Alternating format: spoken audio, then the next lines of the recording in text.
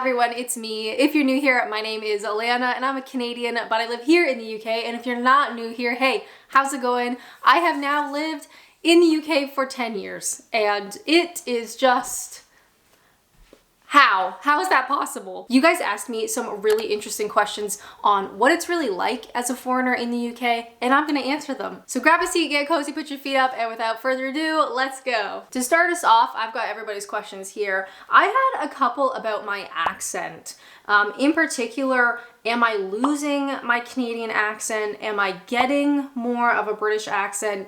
Or is it just simply not changing at all? The way I see it, my accent really changes depending on who I am speaking to. So when I'm talking to a British person, I tend to do more of like a British voice. I'm not like putting on a voice. I'm not doing it like consciously.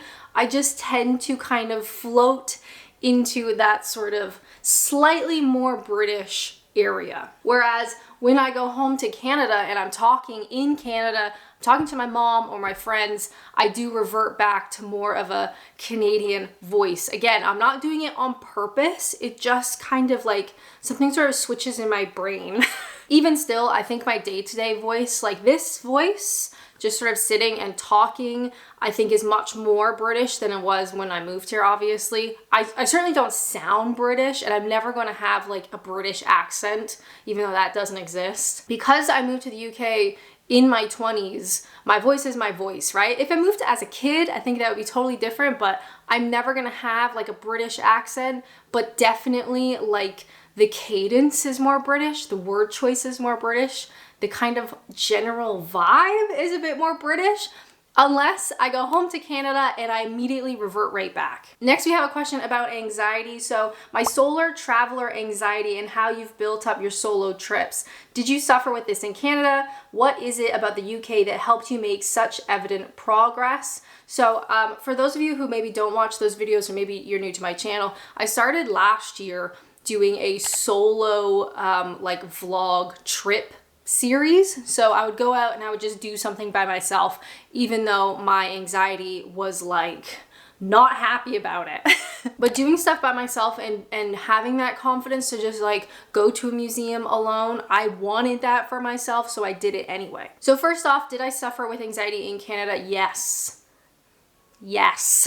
I wouldn't say there's anything particular in the UK that has helped me progress that Canada doesn't have, but with this channel, I wanted to do more vlogs and I wanted to do more like trips and like touristy stuff and museums and things. And so it kind of gave me that catalyst of like, well, it would make a fun video, I should do it. And it's kind of like pushed me out of my comfort zone and to try. I still have anxiety. I still get anxious when I do the solo vlogs and the trips and vlogging just in general. That hasn't necessarily gone away entirely, but I now know that I can just do it scared. There's never gonna be a time when I won't be anxious at all, or there's never gonna be like a perfect time to do it. I know that I can just do it and I will be anxious and I will be a little bit embarrassed, but it's kind of that thing where you do it once and you're like, oh, nothing terrible happened. You do it a couple more times, it's like, it's fine. It's not always easy. There's never a time when there's no anxiety, but I know that I can do it and I'm gonna have a great time. I'll just be anxious anyway. After 10 years here, are you proud with how well you have done with Adventures in Apps? It's become a whole community of its own and it's still steadily growing. Alan, thank you so much. Yes, I am very proud. Sometimes it doesn't feel real because I'm sat here by myself in my living room, but it is incredible. And it has turned into a full-time job, which is shocking. That was never the intention. I really just wanted a like online time capsule diary of what my life has been like here. And that was how it started. I was bored. I was looking for a creative outlet, started this sort of like video diary, and now we're here.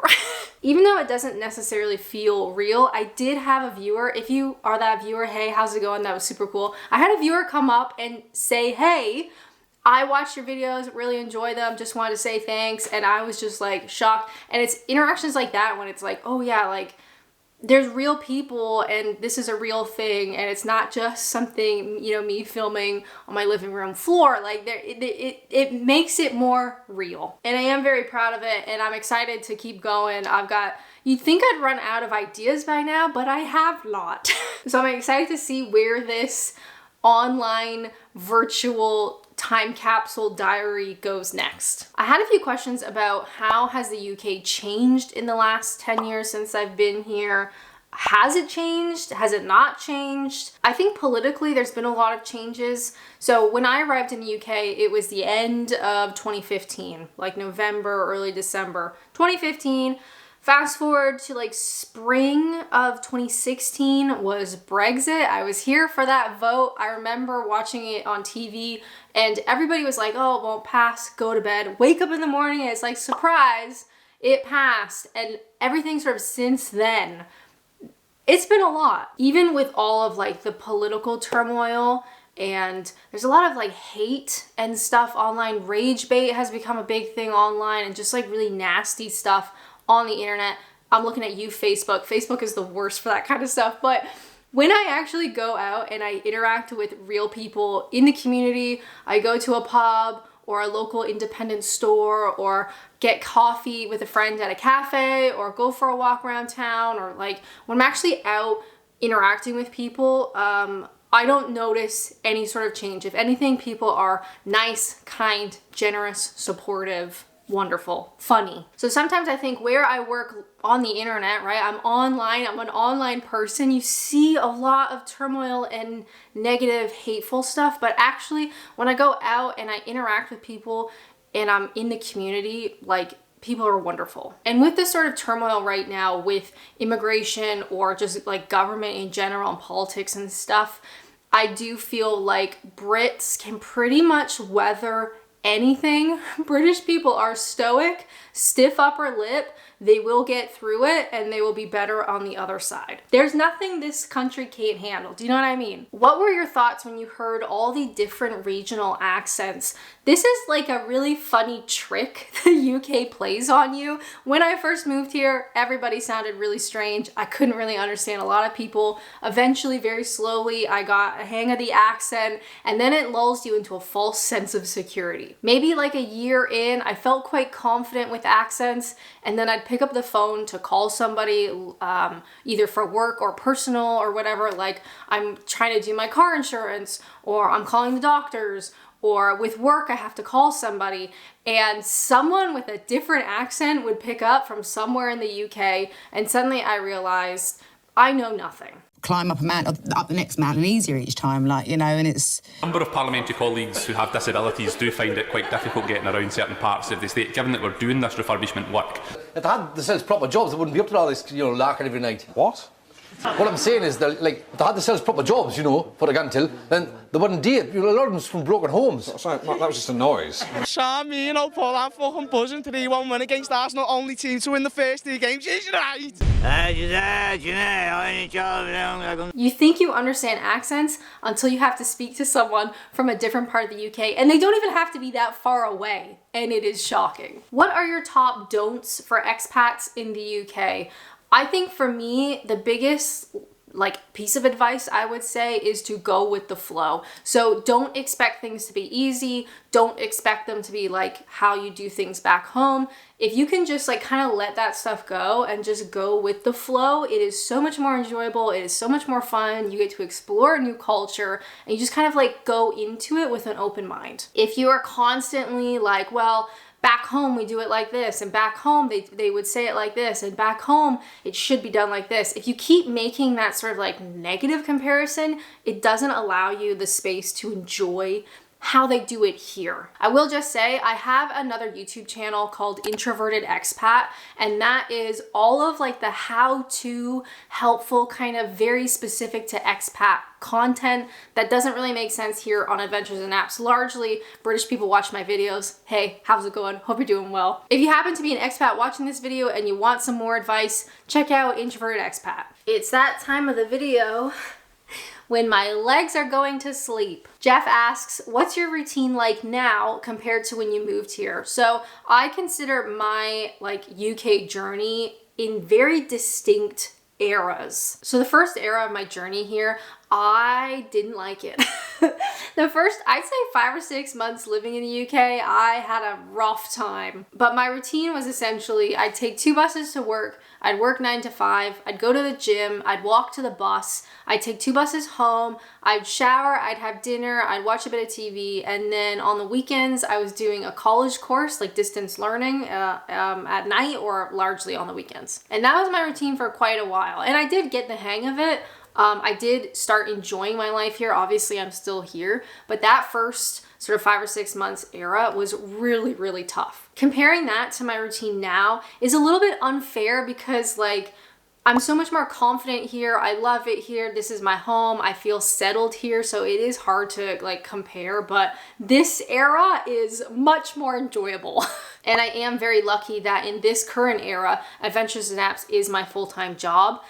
This is what I get to do. I work every day now, but that's my decision. That's my choice. I love what I do and I want to do it. And if you've ever been self-employed, you'll know like one of the most like privileged elements of that is being able to decide your routine, being able to decide your schedule, and like you get to choose. So I choose what I get to do every day. I get to choose when I'm filming, when I'm editing, when I'm prepping videos, when I'm doing life stuff, admin, when like I get to choose all that and organize all that.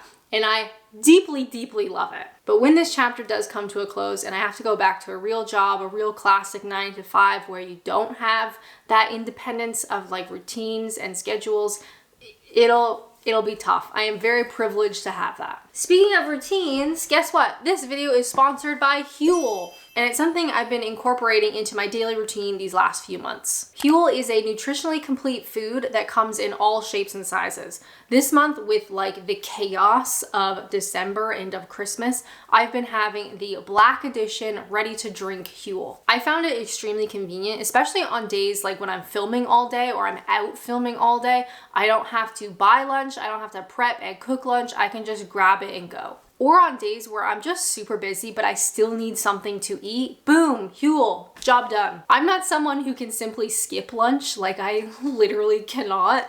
So being able to grab a Huel, not having to cook something, prep, pop up to the shops, it's just been extremely helpful. Each bottle has 35 grams of protein, balanced carbs, healthy fats, and all 26 essential vitamins and minerals. Plus it keeps me full for hours. If you know me, you know I love a cheeky little taste test, and they have so many fun flavors to try. Personally, my favorite right now is the iced latte. Love it. Second favorite, strawberry and banana. If you want to give it a go, make sure to use my code NAPS10. You're going to get 10 pounds off your first order over 60 pounds. Who was it in your ancestors who moved from the UK to Canada, and what year did they move? What was your family's original UK hometown, and have you ever visited? Good question. Would you like my mother's maiden name as well? I'm just kidding. So I've had a couple of family members come from the UK, unfortunately not grandparents, which would have made me eligible for an ancestry visa. No, of course not. That would be too easy. But great grandparents and onwards.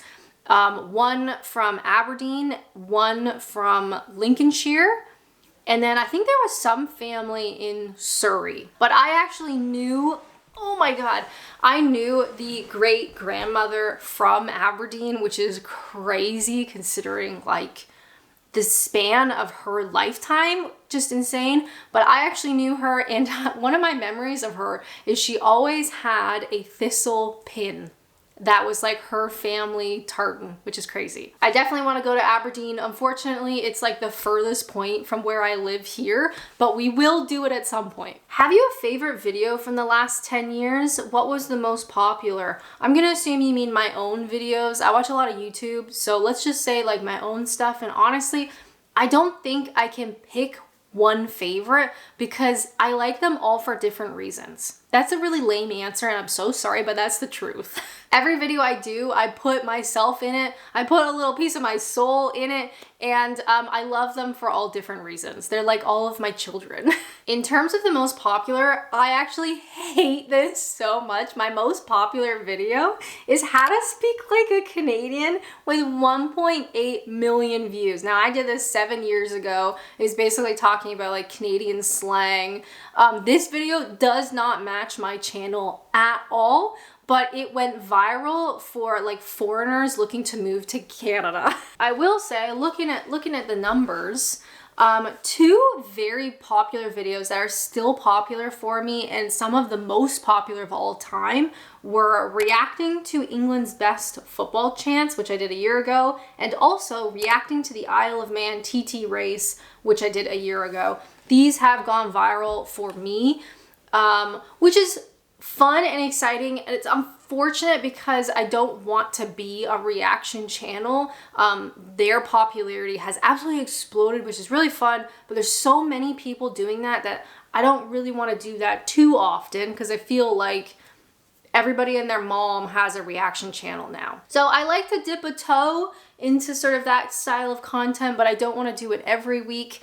But it is interesting that those two reactions are hugely popular, way more popular than any of my solo vlogs, any vlog just in general, any taste test, any sitting, chatting kind of vibe. Those two videos are heavy hitters. I had a bunch of questions asking what is my favorite thing, number one thing, best thing, favorite thing about living in the UK. Honestly, it is a long list, which is why I am still here. I love that there is such a defined British culture. When you think of that, like in your mind, and you think of things, you think of certain food, music, arts, TV, quirks, hobbies, habits. Like there is such a defined, definitive British culture. And I gotta say, I don't think the same is true in Canada. There are certain things that feel Canadian, but we don't have the history and the definitive culture that you get here. So here in the UK, I love going to a historical pub. I love walking in the countryside. I love the museums. I love the architecture. I love the habits and the hobbies of British people. I love the sense of humor. I love the movies and the music and the TV. I love that there's just such a definitive culture. And even though I've lived here for 10 years, there is still this element that I feel kind of like I'm living in a movie. That is really cringy to say out loud, but like when my mom was here and we were going for walks and I'm pointing out like the historical buildings, and we go to a historical pub and we like get to do all of these really iconic things, and it really just feels like I'm living in a movie. Don't tell anyone I said that. That feels very embarrassing. How does your family feel about settling in England and potentially getting UK citizenship next year? Not great. This is another sort of unspoken thing about being an expat or a foreigner or an immigrant or whatever word you would like to use. My family would much rather me live in Canada, and I am doing the opposite thing. Being a foreigner, an expat, an immigrant is the most selfish decision I've ever made for myself. Obviously, it's my decision, but my family would prefer it not to be a thing. And that is very difficult, and there is a lot of guilt there. Even 10 years later, I do carry that guilt with me that I'm choosing something against what my family would like. And I would like to be with my family, certainly, absolutely, but there is like this kind of, you can't be in two places at once, unfortunately. When will AI solve that problem? That would be great. And with that, I also had a bunch of questions of like, are you gonna live here long term? Do you see yourself living the rest of your life here? Are you gonna go back to Canada? What is your forever home? And those questions are very scary. If I were to move back to Canada, it's not as simple as that sounds. I would have to start over, which is not impossible, certainly not impossible, but it is scary. I'd lose Adventures in Apps. This is a channel about a Canadian living in the UK, so that would be done. I'd have to get a regular job again. I'd have to sell all of my possessions or pay to get them shipped or something. My partner can't just move to Canada because he feels like it. We would have to do all the visa stuff, but in reverse. So it's not impossible, but it's also not so simple. And at this point, seeing like, what do I want for the next 50 years? Like, where do I want to spend the rest of my life? That is a very heavy existential crisis question, and I don't know. What I do know is I'm very happy in this era of my life, in this moment. I am very happy to be sat here speaking with you and living here And this is wonderful. Maybe that changes in the future. Maybe it changes whether I want it to or not. You know, there's lots of things that can happen. So in this moment, I am happy to be here. I'm excited about getting citizenship next year. After that, we'll see. Have you been converted on Marmite yet, or do you still hate it? I hate it. Forever and always. What do you miss most about Canada? Now, if you asked me this in the different eras, like my first year, my second year, my 5th year, my 10th year, my answer would be different. When you first move abroad, you miss everything. Everything about my life in Canada, my car, my routines, my life, the food, the culture, whatever, all of it. I miss just everything. But as the years go on and I've fallen in love with the way the British people do things and the food and the culture and all of that stuff, now really the thing that I miss about Canada that I can't replicate abroad, my friends and family. That would be the reason that I would ultimately move back home. That is the only thing that I really miss back home, because I feel like my home is here, I'm settled here, I'm comfortable here. But the family and friends thing is the only thing that I can't replicate. This interaction really made me laugh, and I feel like it so perfectly encapsulates British humor. This person, Bad Lad 8361, says, "Do you find men here attractive?" And the response, "Bad lad by name, bad lad by nature." Will there ever be an off-camera interview with Mr. Naps about what it's like living in the UK with a foreign partner? Short answer, no. Long answer, incoming. I decided a long time ago that Adventures in Apps was going to be my online diary, right? My online journal, my time capsule of my time here, but I wasn't going to include my loved ones. So I don't include my partner. I don't include my mom. People do ask for those videos, and I'm sure that they would be so funny and interesting. But to me, it's more important to have that level of privacy than to have a well-performing video. One thing that I will say that maybe people don't consider, because it's like a weird thing to consider unless it's happened to you, when you put stuff on the internet, you lose control of it entirely. And I've made my peace with that for myself, but to put my family and friends in that, I don't want that for them. And what I mean by that is, people will make assumptions about me, wrong assumptions. People will say nasty, horrible, sexual, violent, just rude things about me. You just sort of like, you put yourself on the internet and people tear it apart. Not everybody, of course, there's wonderful people, but we can't ignore that that stuff doesn't exist, because it does, and it's gross and it sucks. Or on top of that, catfishing is a thing that happens, and with AI, I'm sure it's only going to get so much worse. I've had so many people reach out to me who have been catfished, and I think it's at least one very particular person who's doing it, who has taken all of anything I've ever posted online, all of my photos, everything, and they use it to catfish people out of money. So just a spoiler alert, if you ever get a message from someone using my photos or my name or whatever on Telegram, on Signal, on any platform, not me, okay? Please use internet safety, it's not me. But they'll use my person to scam people out of money, and that feels really gross and disgusting. And then on top of that, one last story. This video is probably so long. One last story.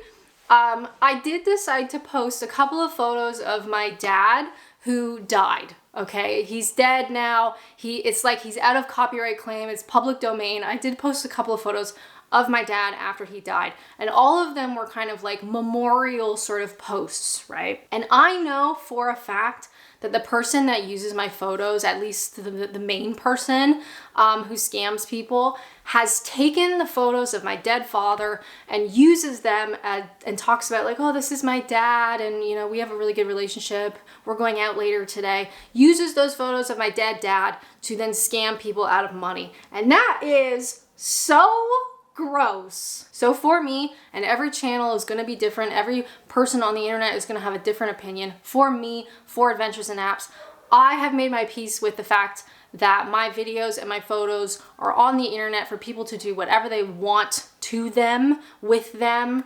I made my peace with that, but I'm not willing to put my partner or my loved ones or my family in that space. That is my private life, and I'm happy to keep it private. As someone who worked as a reporter, how do you feel about the British press? Did you consider becoming a reporter over here? No, I hated that job. Spoiler alert, I was a journalist back in Canada, one of my many jobs. That's what I went to school for. I did work at a newspaper. I absolutely hated it. I am too introverted for that job, so I never considered it here. In terms of the British press here is shocking. What the British press does, if I did it in Canada, I would have been fired immediately. And I will just say another side story tangent rant. A lot of newspapers now take my videos and repurpose them into articles. So you might have seen this. Loads of them, GB News, the Mirror. I got an email from like the Manchester something, like loads of them will find one of my videos and kind of like turn it into an article, almost like they've talked to me, and then publish it. And just to tell you guys now, I don't consent to that. They do not ask. I'm also not paid for that, and I also don't notice any benefit to my channel. It's not like it brings in new people or anything. It's just like, it's really lazy, like really negative journalistic practices that I would have been fired for if I tried that in Canada, but it's a thing here. So just in case you see an article that has me, do know they've just taken that without my consent. I don't agree with that paper necessarily. I'm not getting paid for it, and nobody has spoken to me. They've just simply taken the stuff from my video. What are the best ways that the butler and your friends support and help with adventures and apps? We call my partner the butler. It's a long story. Or how to support and help someone with a creative job in general. The butler is a huge part of Adventures and Apps. Behind the scenes, help with literally every aspect, coming up with video ideas, titles, thumbnails. When I get stuck, when I'm like unsure of which path to take, he is a huge part behind the scenes. But I will say, if you want to support someone with a creative job, particularly YouTube, because that's like what I know, sharing their videos, leaving nice comments, supportive comments, telling your friends and family, that is all like free stuff that you can do that has a direct impact in helping that person. I know not everyone could support me like through YouTube memberships, right? Like a paid service, but leaving supportive comments, sharing the videos, telling people about the channel, those are all things that really, really do make a difference. The big question we all want to ask, what's your favorite British swear words?